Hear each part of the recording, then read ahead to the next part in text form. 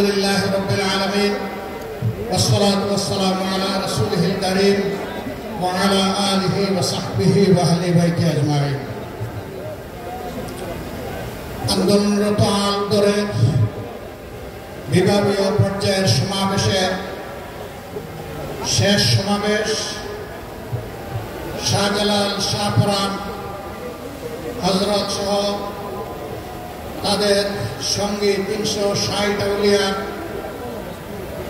পূর্ণ স্মৃতি বিজড়িত এই সিলেটের ঐতিহাসিক আলিয়া মাদ্রাসায় অনুষ্ঠিত হচ্ছে। আজকের এই সমাবেশের সম্মানিত সভাপতি, সম্মানিত অতিথিবৃন্দ, আট দলের শীর্ষ নেতৃবৃন্দ, স্থানীয় নেতৃবৃন্দ, প্রাণপ্রিয় সিলেটবাসী, সাংবাদিক বন্ধুগণ, আমি আজকে আমার বক্তব্যের সূচনায় আপনারা সবাই এসে আজকের এই সমাবেশকে আন্তরিকভাবে যেভাবে সফল করেছেন, অন্তরের অন্তঃস্থল থেকে আপনাদের সকলকে অভিনন্দন এবং মোবারকবাদ জ্ঞাপন করছি।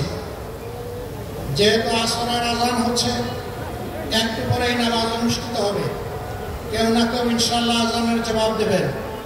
আমরা সংক্ষেপেই আমাদের কথা শেষ করব।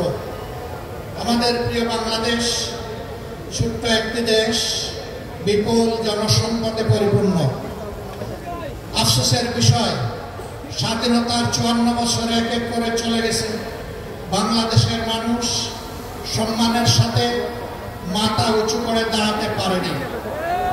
কারণ বর্গীরা চলে যাওয়ার পর দেশের ভিতরে চিল যারা ছিল, সেই চিলগুলা ছু মেরে জনগণের সম্পদ নিয়ে চলে গেছে। দেশের সম্পদ লুণ্ঠন করে বাইরে পাচার করেছে, দেশে দেশে বেগমপাড়া গড়ে তুলেছে, কেউ কেউ পালাতে গিয়ে খালেবিলে আশ্রয় নিয়েছে, আবার রসিক সিলেটবাসীর কাছে কেউ কেউ কলা পাতায় ধরা পড়েছে।